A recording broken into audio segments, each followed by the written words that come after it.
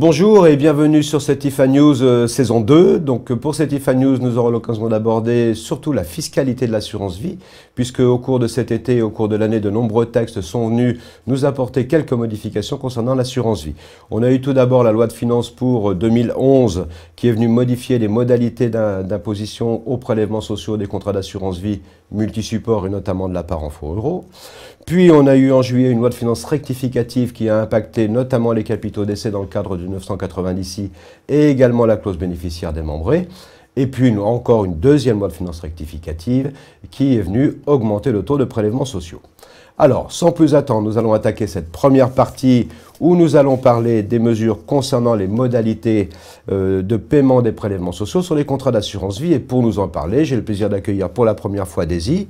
Bonjour Daisy. Bonjour. Voilà, Daisy est donc juriste au sein d'HSBC Assurance. Alors Daisy, tout d'abord, en quoi consiste la mesure applicable depuis le 1er juillet 2011 relative aux prélèvements sociaux dans le cadre de contrats multisupports? Donc cette mesure vise pour le compartiment euro des contrats multisupports à aligner les règles de paiement des prélèvements sociaux sur celles déjà applicables sur les contrats monosupports. Donc il s'agit donc d'avoir un fait générateur non plus lors du rachat ou lors du décès, comme c'était le cas auparavant, mais dorénavant lors de l'inscription des produits au contrat. D'accord, donc au fur et à mesure qu'on inscrit en compte les intérêts des fonds euros, eh bien on prend les prélèvements sociaux. Exactement. Oui, mais à la différence des contrats monosupports, dans les contrats multisupports, il y a des unités de compte, et les unités de compte peuvent varier à la hausse, mais parfois à la baisse. Et dans ces cas-là, le contrat se retrouvait en moins-value. Alors comment ça se passe dans ce cas précis? Donc, au départ, déjà, cela signifie que le montant des prélèvements sociaux perçus sur le couru peut être supérieur à ceux effectivement dus lors du rachat ou lors du décès. Donc, dans cette hypothèse, la loi a prévu un mécanisme de restitution aux souscripteurs en cas de rachat ou aux bénéficiaires en cas de décès. Et une instruction fiscale parue en août est venue préciser les modalités de restitution et de calcul. D'accord. Cette instruction fiscale, elle est assez épaisse, elle n'est pas toujours très claire, mais dans les grandes lignes, qu'est-ce qu'elle prévoit, cette instruction? Donc, tout d'abord, l'instruction précise que la restitution peut être versée directement au client et non réinvestie sur le contrat. En effet, le calcul de la restitution s'opère à chaque rachat partiel, donc il fallait déterminer si elle devait être réinvestie sur le contrat ou donnée directement au client. Et donc là, finalement, on a les deux possibilités maintenant. Exactement. Donc le deuxième point que vient préciser cette instruction, c'était le traitement fiscal des sommes restituées. Donc dans la mesure où les produits étaient des participations aux bénéfices, donc il fallait déterminer si elles étaient considérées comme des produits additionnels imposables. Donc cette même instruction fiscale est venue le préciser en les considérant... En ne les considérant pas comme des produits imposables. Exactement. Hein, donc voilà, comme si c'était un remboursement finalement d'un impôt payé en trop. Exactement. D'accord. Ok. Et par ailleurs, donc on a eu cette modification donc, qui va être peut-être appliquée à partir du 1er octobre, je pense, d'augmentation des prélèvements sociaux de 12,3 à 13,5. Alors quel impact pour nous, assureurs, et pour les clients? Déjà au départ, ça ne concerne pas que l'assurance vie, ça va concerner tous les produits d'épargne. D'accord. Donc s'agissant des produits de placement dont font partie les contrats d'assurance vie et de capitalisation, donc elles vont rentrer en vigueur effectivement à compter du 1er octobre 2011. Donc selon notre analyse, pour les supports en euros, les assureurs devront faire un prorata, donc au taux à 12,3 pour les produits du 1er janvier 2011 au 30 septembre 2011 et à 13,5 à compter du 1er octobre jusqu'à la fin 2011. Voilà, et c'est nos informaticiens qui sont contents. Exactement. Okay. Merci beaucoup Daisy, et on passe maintenant sur notre deuxième thématique où on va retrouver Pierre Christian pour nous en parler.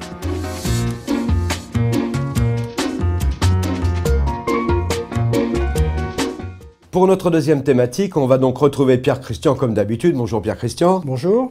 Donc Pierre Christian, on va parler cette fois de la loi de finances rectificative de juillet qui est venue apporter un certain nombre de modifications concernant les contrats d'assurance vie et notamment les capitaux dus au décès dans le cadre du 990I.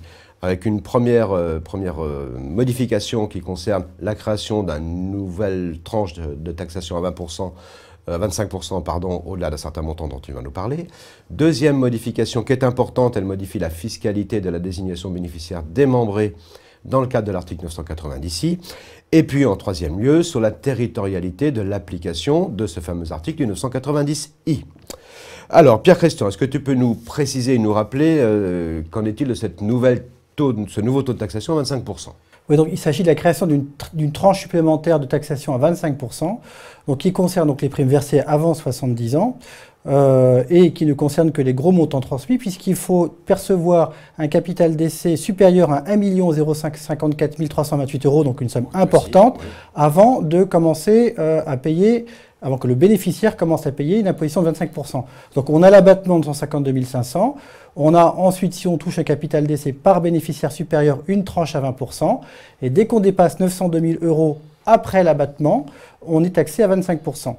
Donc seul ce montant dépassant donc cette tranche de 902 328 € est taxé à 25%. D'accord. Rappelons-le par ailleurs, les droits de succession ayant été augmentés, ça reste quand même plus intéressant que de ne rien faire. Oui, parce que en fait, le montant qui est taxé à 25% se compare pour les droits de succession, les sommes transmises via les successions, à des taux de 40 et 45%. En ligne directe. Donc, en ligne directe. Donc, en fait, le taux de 25% se compare toujours avantageusement au taux de droit de succession en ligne directe. Et bien entendu, encore plus avantageusement quand on est dans des successions qui ne sont pas en ligne directe. D'accord.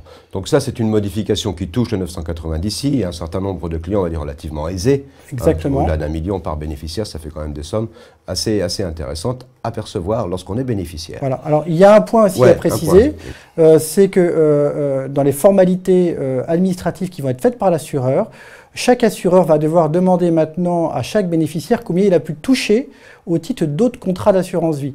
Car même si très peu de clients vont être concernés par cette taxe de 25%, l'assureur ne peut pas savoir si un bénéficiaire n'a pas touché par ailleurs des capitaux d'essai qui ont déjà consommé et l'abattement et la tranche à 20%. Donc malheureusement, dès qu'on aura à payer 1 € de capital d'essai, on va devoir demander au bénéficiaire combien il a touché en euros, éventuellement d'autres compagnies. Voilà, avant on se contentait de gérer l'abattement, en fait, de savoir s'il l'avait utilisé ou pas, il nous le déclarait. Maintenant, on va donc lui demander en plus combien vous avez perçu au titre d'autres contrats pour ce même assuré. Voilà. Alors, est-ce qu'il y a eu un impact sur l'article 757B, c'est-à-dire pour les contrats souscrits après 70 ans ou pour les primes versées sur les contrats souscrits avant? Alors, le principe de la taxation des capitaux d'essai pour les primes versées après 70 ans n'a pas changé. On a toujours une taxation des primes après un abattement de 30 500 €. Mais comme par ailleurs les droits de succession ont été relevés pour les tranches supérieures, pour les clients ayant versé des primes importantes qui dépassent les 7e et 8e tranches des droits de succession, oui, ceux-là vont avoir une taxation majorée. Mais le principe n'est pas changé. D'accord, donc pas de changement de principe. Alors maintenant, venons-en à ce qui est quand même une énormité, cette modification de la désignation bénéficiaire, donc qui comporte deux parties, on le verra, hein, deux alinéas un petit peu distincts. Premier point, est-ce que tu nous rappelles ce qui se passait avant le juillet de cette année? Alors oui, puisqu'en fait, la mesure s'applique pour les décès intervenant à compter du 29 juillet. Donc tous les décès qui interviennent maintenant seront concernés par cette nouvelle fiscalité. Alors pour ce qui était des clauses démembrées avant cette réforme, on avait une doctrine fiscale qui indiquait que le prélèvement était dû seulement par le bénéficiaire en usufruit. Et comme on sait que depuis 2007, lorsque ce bénéficiaire en usufruit, le conjoint, un partenaire PACS, il n'y a pas de taxation du tout, en fait, ça revenait, quand on désignait mon conjoint en usufruit et mes enfants en propriété, à exonérer totalement le capital d'essai. Et c'est bien ça qui a été changé. Quels que soient les montants. Quels que soient les montants. C'est vrai que c'était peut-être un petit peu difficile comme position à tenir. Voilà, c'est ça qui a attiré l'attention de l'administration fiscale. Voilà, alors le sénateur Marini, le député Carrez ont beaucoup réfléchi et ils nous ont donc sorti une modification, un alinéa supplémentaire dans le cadre du 990i. Est-ce que tu nous en rappelles les éléments, s'il te plaît? Alors, s'agissant de l'assiette de taxation du prélèvement de 20 et donc maintenant éventuellement de 25%, en fait, la nouvelle mesure dit ou indique que l'assiette de taxation sera calculée pour l'usufruitier et le propriétaire par référence à l'article 669 du CGI, dont on sait qu'il fixe le barème de la valeur de l'usufruit et par différence de la nue propriété pour les droits d'enregistrement. Par exemple, à 72 ans, on sait que l'usufruit vaut 30% et donc, à contrario, la nue propriété 70%. Donc aujourd'hui, pour calculer si les prélèvements de 20% ou de 25% sont dus ou non, on va devoir valoriser le capital d'essai transmis par rapport à l'âge de l'usufruitier et on regardera si l'usufruit et la nue propriété dépassent ou non les seuils d'imposition. Donc là, on a une harmonie quelque part, c'est ce qui a été recherché d'ailleurs par les députés et sénateurs, entre le 990i et le 757b. Exactement. Bien que le 990i ne renvoie ni au droit de mutation de titre gratuit, ni au droit d'enregistrement. Absolument. À la limite, ça aurait pu être compréhensible si on s'était arrêté là. Exactement. Hein, on répartit les droits, puis après, on gère l'abattement. Mais ils ont rajouté un alinéa qui complique tout. Oui, qu'est-ce qu'il dit cet alinéa? Cet alinéa en fait concerne la répartition de l'abattement, donc l'abattement de 152 500 €, qui en principe est par part bénéficiaire. Et que nous dit le texte de loi à nouveau? Il nous dit qu'il faut que cet abattement est réparti également entre l'usufruitier et le nu propriétaire par référence au même barème fiscal. Donc dans mon exemple, si l'usufruitier a 72 ans, ça vaut 30%, et le nu propriétaire, on s'en fiche, mais en tout cas, son nu propriété vaut 70%, ça veut dire qu'il n'aurait qu'un abattement qui vaut 106 750 €. Donc, première chose un peu curieuse, c'est qu'au lieu de faire des parts bénéficiaires et des parts d'abattement, on répartit l'abattement par référence à ce barème, ce qui n'est fait pour aucune autre répartition du capital d'essai assujetti au 990, où là on calcule les parts et puis on voit si ça dépasse ou non 152 500. Et ce qui est même contraire au premier alinéa du 990, puisqu'on nous dit qu'il y a un abattement de 152 500 € par bénéficiaire. Absolument. Hein? Donc la question, les nombreuses questions se posent. Première question, lorsque le conjoint est usufruitier et qu'il utilise est-ce qu'il utilise réellement cette partie d'abattement? On sait que dans le cadre du 757, on a une réponse que le conjoint bénéficiaire en usufruit n'utilise pas sa quote-part d'abattement de 30 500 € qui est reportée sur les autres bénéficiaires. Dans le cadre du 990, on n'en sait rien. On n'en sait rien, mais il semblerait malheureusement, selon nos informations, que l'administration soit tentée de dire que l'abattement du conjoint en usufruit, donc qui ne sert à rien puisqu'il n'est pas taxé, sera perdu. Et malgré tout ça, dans mon exemple, par exemple, le propriétaire n'aurait qu'un abattement de 70%, donc de 106 000 et quelques euros. Alors le texte prévoit si j'ai un usufruitier, un nu-propriétaire, et si j'ai plusieurs nu-propriétaires. Alors on ne sait pas, puisque le texte est imprécis sur ce sujet-là, on ne sait pas s'il y a autant d'abattements en nu-propriété que nu-propriétaire, ou si tous les abattements de tous les nu-propriétaires se partagent. Donc dans mon exemple, 106 000 et quelques euros seraient répartis si j'ai 3 enfants en nu-propriété en 3. Nous avons aussi l'impression que malheureusement l'administration est tentée de choisir cette solution, ce qui est donc défavorable. Alors pour certains auteurs ou certains éminents spécialistes, il semblerait qu'on pourrait interpréter en disant que cet abattement que l'on répartit est en fait l'abattement de l'usufruitier et que le nu-propriétaire conserverait son abattement. Mais là encore une fois, c'est une interprétation qui ne peut pas être comme ça appliquée sans confirmation de l'administration fiscale. On ne sait pas et on attend une instruction fiscale sur ce sujet qui, espérons-le, va paraître très rapidement puisque aujourd'hui, si les décès interviennent avec des clauses démembrées, on doit savoir appliquer non seulement la taxation, ça on voit comment faire, mais également l'abattement. Alors, si je peux me permettre et donner un tout petit conseil à l'administration fiscale, aux sénateurs ou aux députés, pour simplifier la rédaction de votre instruction fiscale, supprimez le deuxième alinéa. Parce que écrire une instruction fiscale avec un alinéa aussi complexe, aussi compliqué, et aussi peu clair, et aussi contradictoire par rapport au premier alinéa du 990, c'est une vraie gageure.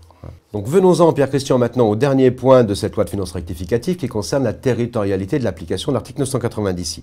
Donc avant le 29 juillet de cette année, qu'est-ce qui se passait? Quelle était la règle en vigueur? Alors pour les décès intervenant avant le 29 juillet, on sait qu'on fixait la territorialité de ce prélèvement de 20% en tenant compte de la résidence du souscripteur à la date de souscription du contrat. Peu importe où il décédait ensuite, on regardait s'il était non-résident ou pas à la date de souscription, et s'il était non-résident, le prélèvement n'était pas dû. Et ça, quel que soit le lieu de résidence à son décès et le lieu de résidence des bénéficiaires. Voilà. Donc ça a été modifié.